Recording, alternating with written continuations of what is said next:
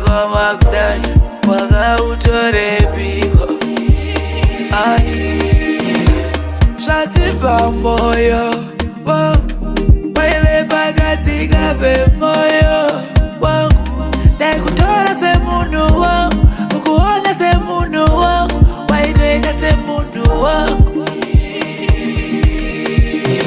rudo ibofu ndadzidza runopisa kufura chitofu kana wadaingoita patipikefu unosangana neanokubata rafu hazvina emusenda kana mudhafu anokunyima chikamu woti tafu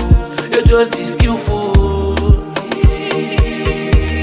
wakaowa nepiko moyo wakaoma kudai wakautorepiko moyo wakaipa kudai wakaowa nepiko moyo wakaoma kudai wakautorepiko